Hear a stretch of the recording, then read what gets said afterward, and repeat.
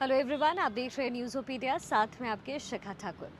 चुनाव इस समय जोरों पर है और पार्टियां जो है जोर शोर से प्रचार कर रही है। एक तरफ सरकार अपनी कामयाबी के किस्से गढ़ रही है तो वही विपक्ष को लेकर के गलतियां ढूंढी जा रही है। और इस दौरान आपको याद होगा पिछले चुनाव में जहां पाकिस्तान एक बड़ा मुद्दा था, आतंक बड़ा मुद्दा था, तो इस बार चीन जो है वो एक बड़ा मुद्दा है। विपक्ष खासतौर पर राहुल गांधी लगातार मोदी सरकार पर आरोप लगाते रहे कि वो चीन के आगे नरम रुख अपना रहे हैं और चीन को लेकर के स्पष्ट जानकारी नहीं दे रहे हैं और चीन लगातार भारत की जमीन पर कब्जा कर रहा है। इसका जवाब खुद प्रधानमंत्री मोदी संसद में दे चुके हैं और इसको लेकर के नेहरू जो कि पहले पीएम थे उनकी नीतियों पर सवाल खड़े कर चुके हैं। 2 दिन पहले जब असम के लखीमपुर में केंद्रीय गृह मंत्री अमित शाह की रैली थी तो उन्होंने भी इस मन से, असम के मन से बिल्कुल स्पष्ट तौर पर कहा कि चीन जो है वो भारत की 1 इंच जमीन भी नहीं ले सकता और ना ही ली है। इसके साथ ही उन्होंने इतिहास को भी कुरेदा और देश के पहले प्रधानमंत्री जवाहरलाल नेहरू पर और उनकी नीतियों पर सवाल खड़े किए। अमित शाह ने कहा कि 1962 की लड़ाई के लिए असम कभी भी जवाहरलाल नेहरू को माफ नहीं करेगा, क्योंकि उन्होंने उस वक्त चीन के आगे घुटने टेक दिए थे और उन्होंने असम को टाटा बाय बाय बोल दिया था। ये बहुत बड़ा आरोप था। तो खुद प्रधानमंत्री नरेंद्र मोदी भी इस चीज़ को काफ़ी बार जो है और एक बार संसद में उठा चुके हैं। ऐसे में अब सवाल ये उठता है कि इस सच को पता हम करें कि वाकई उस समय क्या हुआ था। क्या वाकई देश के पहले प्रधानमंत्री जवाहरलाल नेहरू का वो जो भाषण था वो उनकी हार का प्रतीक था? क्या वो असम को टाटा बाय बाय बोल चुके थे? तो आज हम इसकी इनसाइड स्टोरी पर बात करेंगे। रिसर्च आपको जो हमने किया है वो बताएंगे और फैक्ट बताएंगे ताकि आप खुद समझ सकें कि सच्चाई क्या थी। इसकी शुरुआत होती है जब 1962 में चाइना इंडिया पर अटैक करता है और वो उस समय जो नॉर्थ ईस्ट था, खासतौर पर अरुणाचल प्रदेश, इस समय उसका शेप ऐसा नहीं था।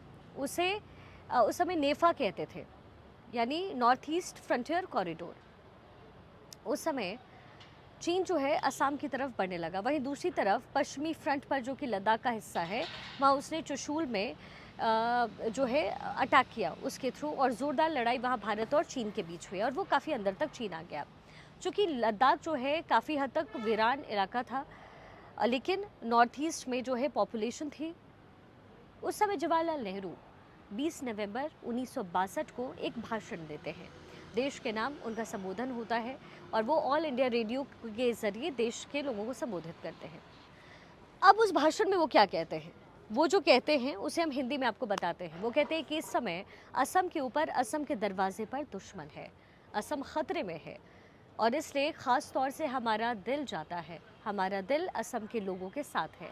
हमारे भाइयों और बहनों पर जो असम में रहते हैं, हमें उनसे हमदर्दी है, क्योंकि उन्हें तकलीफ़ उठानी पड़ रही है और शायद तकलीफ़ उठानी और भी ज़्यादा पड़े। हम उनकी पूरी मदद करने की कोशिश करते हैं और करेंगे, लेकिन कितनी ही मदद करें, हम उन्हें तकलीफ़ से नहीं बचा सकेंगे। आगे उन्होंने कहा भाषण में कि सेना एक पास है, दर्रा है, तवांग और बॉमडीला के बीच में। बॉमडीला भी हमारे हाथ से निकल गया है। रंज हुआ उसको सुनकर, रंज हुआ कि हमारी फ़ौज पीछे हट रही है। वहाँ से इसके माने ये हैं कि ये जो लड़ाई हमारे सामने है उसको हमें जारी रखना है, थोड़ी दिनों तक नहीं, बहुत दिनों तक, थोड़े महीनों तक नहीं, वर्षों तक जारी रखना ज़रूरी है। हम लड़ते जाएंगे और बीच में कहीं कहीं हारे तो उससे और ताकत पकड़ेंगे और आगे बढ़ेंगे। ये जो पूरा स्टेटमेंट है ये जवाहरलाल नेहरू का है। हालांकि उन्होंने ये भी कहा कि जब तक अटैकर्स चीन को पीछे नहीं धकेल देते तब तक ये जो जंग है उसे जारी वो रखेंगे, वो पीछे नहीं हटेंगे और चीन के वापस लौटने तक ये लड़ाई जो है वो जारी रहेगी। लेकिन उनके इस बयान को, जिसमें उन्होंने कहा कि उनका दिल असम के लोगों के लिए जाता है, उनके दिल में हमदर्दी है, जिसे हार्ट गोज ऑन कहते हैं, असम के लोगों को हम तकलीफ से नहीं बचा सकेंगे, उसे असम के लोगों ने या देश के एक बड़े हिस्से में मैसेज गया इस भाषण का कि जैसे उन्होंने हार मान ली हो और जैसे असम को उन्होंने चीनियों के हवाले कर दिया हो। उनके इस भाषण का असर ये हुआ, उनके स्टेटमेंट का जो उन्होंने दिया, देशवासियों के नाम जो संबोधन दिया था, वो असर इतना ज़्यादा हुआ कि शाम को उन्होंने उस भाषण को किया था, रात के वक्त में जो बुलेटिन था उसमें, उसका असर ये हुआ कि अगले दिन तेजपुर में लोग सहम गए। उन्हें इस चीज़ का डर लगा कि कहीं वाकई चीनी जो है वो असम पर कब्जा ना कर ले, वो उन्हें बंधक ना बना ले। क्योंकि जब प्रधानमंत्री कहता है कि असम खतरे में है, उन्हें हम तकलीफ से नहीं बचा सकेंगे, उन्हें और ज़्यादा तकलीफ उठाने के लिए तैयार रहना होगा, तो जाहिर है वहाँ की जनता का क्या हाल होगा ये आप और मैं सोच भी नहीं सकते। दरअसल देश को आज़ाद हुए कुछ वक्त ही बीते थे उस समय। ऐसे में चीनी सैनिक जब लगातार भारत की ओर, असम की ओर आगे बढ़ रहे थे, उससे लोगों के मन में पहले से ही डर था। और जब प्रधानमंत्री ये कहते हैं कि असम खतरे में है, उससे हम तकलीफ से नहीं बचा सकते हैं, हमारा दिल उनके लिए जा रहा है, हमें हमारे दिल में हमदर्दी है, तो इसका मतलब एक तरीके से औपचारिक हार के तौर पर इसे लिया गया। और जब असम का तेजपुर ज़िला जो है, वहाँ जब लोगों ने ये भाषण सुना, तो तेजपुर के लोग जो है रातों के रात वहाँ से पलायन करने के लिए मजबूर हो गए।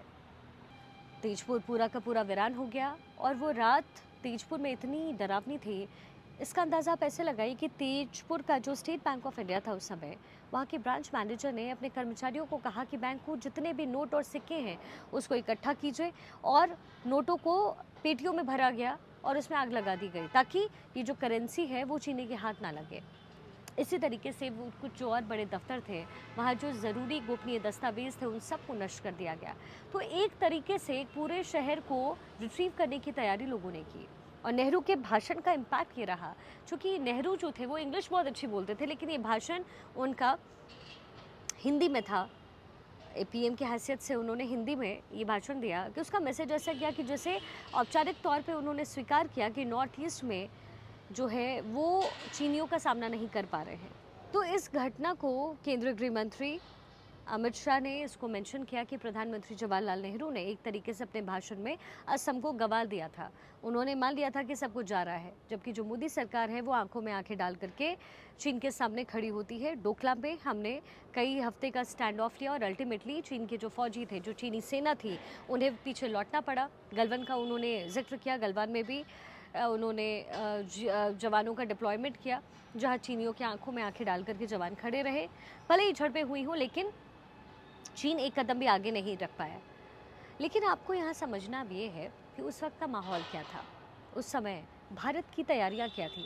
जवाहरलाल नेहरू इस गलत फहमी में थे कि चीन के साथ जो है मित्रता का व्यवहार वो रखेंगे, पंचशील का सिद्धांत रखेंगे, चीन के साथ हम अपने रिश्ते अच्छे कर सकते हैं, ऐसे ये गलत फहमी थी नेहरू की। और इसीलिए चीन पर उन्होंने कभी भी उस फ्रंट पर इतनी तैयारी नहीं की, डिफेंस की तैयारी नहीं की। और जब चीन आगे बढ़ने लगा तो भारत के पास उतने अत्याधुनिक हथियार नहीं थे, उतना अच्छा इंफ्रास्ट्रक्चर नहीं था कि चीन को रोका जा सके। तो एक तो बात ये हो गई। दूसरी बात है कि जवाहरलाल नेहरू ने कि और उनके उस भाषण का अर्थ ये निकला कि उन्होंने औपचारिक तरीके से हार स्वीकार की, लेकिन कुछ लोगों का ये मानना है कि उनके इस भाषण को मिसकोट किया गया, उसे गलत तरीके से रखा गया, क्योंकि जवाहरलाल नेहरू ये कहना चाहते थे कि असम के लोगों पर खतरा है, वो ये मानते हैं और उनकी सहानुभूति उनके साथ है। इसका मतलब ये नहीं कि असम को हार गए हैं या असम के साथ वो खड़े नहीं हैं, या इसे एक तौर पर सरेंडर की तौर पे देखा जाए। उनका कहना था कि नेहरू ने ये भी कहा कि हम तब तक लड़ेंगे, सालों तक लड़ेंगे, जब तक कि चीन हमारी ज़मीन से पीछे नहीं हटता। तो बेसिकली एक बयान है, एक भाषण है, वहाँ पर शब्दों की हेरा फेरी है और ये बिल्कुल स्पष्ट नहीं है, किसी भी तरीके से इसको पेश किया जा सकता है। आज केंद्रीय गृह मंत्री ये कह रहे हैं कि उनके इस भाषण का अर्थ था कि एक तरीके से उन्होंने सरेंडर कर दिया था। तो वहीं दूसरी तरफ जो कांग्रेस के लोग हैं, जो दूसरे इतिहासकार हैं, वो कहते हैं कि जवाहरलाल नेहरू सिर्फ देशवासियों को वो स्थिति बता रहे थे, अलर्ट करना चाह रहे थे, और उनके इस भाषण को हार, सरेंडर या फिर असम को गंवाने जैसे तरीके से नहीं देखा जाना चाहिए। अब उस समय भाषण क्या था ये हमने बता दिया, तय आपको करना है कि उस भाषण के आखिर मायने क्या निकाले जाए।